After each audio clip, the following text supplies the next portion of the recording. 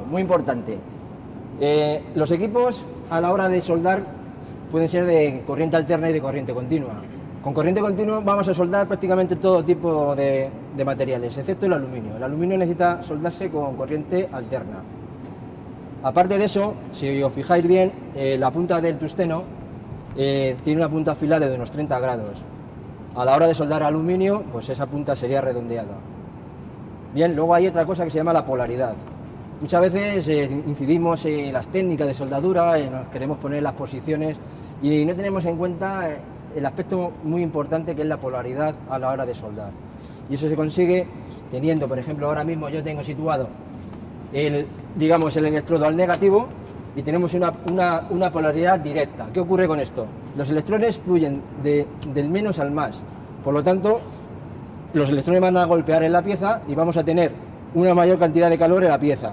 Por lo tanto, ahora mismo yo voy a tener más calor en la pieza que en el electrodo. Si yo invierto esa polaridad, va a ser al contrario. ¿Qué queremos decir con esto? Nosotros queremos conseguir unas penetraciones de la soldadura y eso lo conseguimos usando esas polaridades. Bueno, una vez que ya hemos dicho esto, si queréis, voy a hacer una pequeña práctica con el TIG. Y también deciros que con el TIG podemos soldar con aportación o sin aportación. Es decir, podemos con el electrodo de tungsteno directamente fundir las piezas y unirlas. Pero del TIG, habéis visto las bicicletas, esos cordones que hay en las bicicletas de aluminio, pues esos están hechos con este material. Y la postura del TIG, pues nada, es más o menos esta inclinación, contrario al lado que se va a ejecutar la soldadura, y aportar el material por aquí, que forme 90 grados entre la varilla, más o menos, y el TIG. Entonces yo voy a aportarlo sin material para... Sí. Una pregunta, ¿hay que hacer algo en el material, algún tipo de preparación? Sí, los materiales pues lógicamente deben estar siempre limpios, incluso pues, si hay que usar algún decapante químico para que no haya ninguna sustancia, digamos, que interfiera en la soldadura, pues hay que dejarlos limpios, los bordes porque no sean unas aristas muy vivas, que tengan un poco de redondeo, porque no va a facilitar la fusión y la unión. Las aristas vivas lo que hacen siempre es, cuando incide, digamos, la punta del TIG, es, digamos, no hace bien la unión, nos fastidia un poco la soldadura, por así decirlo. Entonces, vamos a ver, que no me quiero perder, esto es muy amplio, entonces, lo dicho, vamos a hacer una pequeña demostración. La cantidad de corriente que queremos que obtener, pues la podemos modificar con este potenciómetro de corriente, pues lógicamente más numeración, pues mayor amperaje. Y básicamente es eso. Entonces vamos a ponerla en marcha, seleccionamos 380 o 220, en este caso nosotros los tenemos conectada a 380. Luego también hay una serie de palanquitas aquí que nos indican cómo va a funcionar la pinza cuando estemos trabajando con ella. Puede haber en 2 tiempos y en 4 tiempos. 2 tiempos es que pulsamos y cuando volvemos a pulsar para, y en 4 tiempos es pulsamos, trabajamos, volvemos a pulsar y se acabó. Es una posición automática, por así decirlo. Los electrodos de tungsteno, igual que las plaquitas, que hemos hablado de las plaquitas, pues hay de distintos tipos y según su dureza, pues así se clasifican también en colores. Entonces, si es más puro, pues en tungsteno o wolframio, que es lo mismo, en tungsteno y el wolframio es lo mismo, pues tendremos, digamos, también a la hora de la soldadura una calidad mejor o peor. Y eso se consigue también con el tipo de electrodo. Y que sobresalga de la boquilla unos 5 milímetros, digamos, es la posición más adecuada. Pero como una imagen vale más que 1000 palabras, vamos a por ella.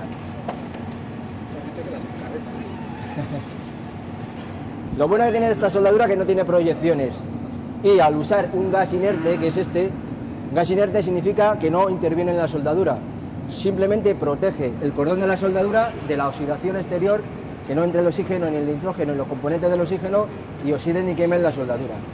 Entonces, ese gas inerte nos proporciona una visión muy clara y nítida de la soldadura, no es lo mismo que aquel, luego lo veremos cuando nombremos ese tipo de soldadura, las diferencias que hay.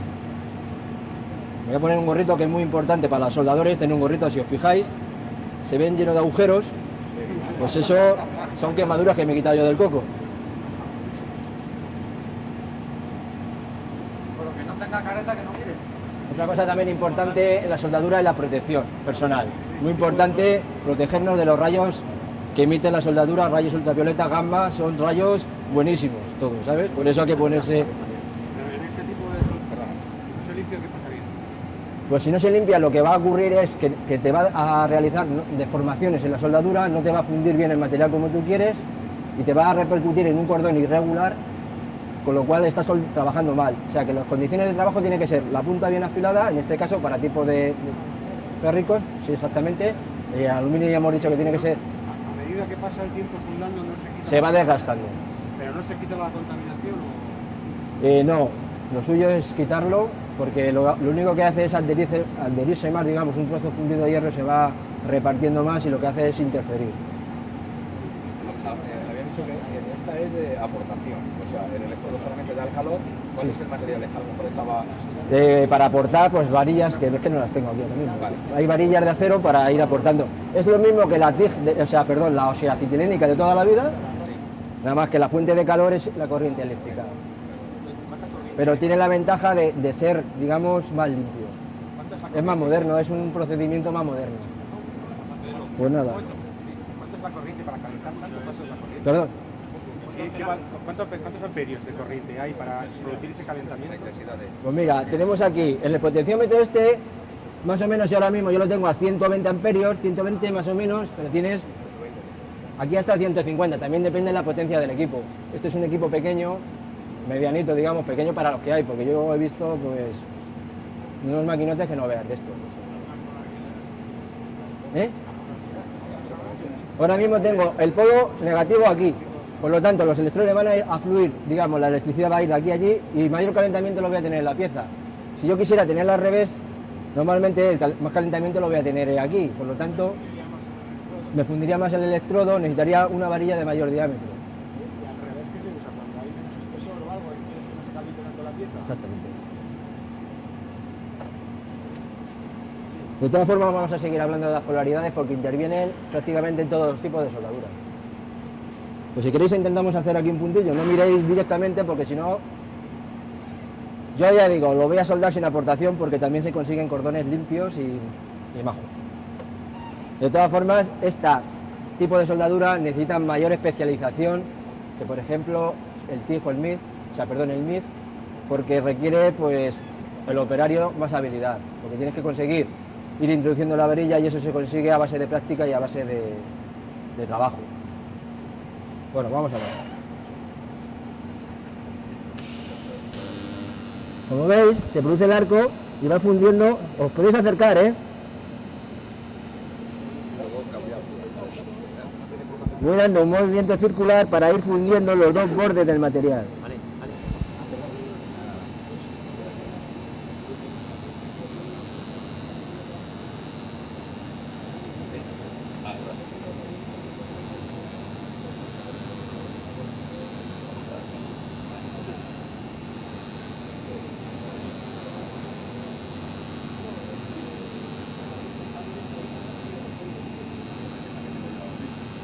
¿Valen qué tal vez con esa?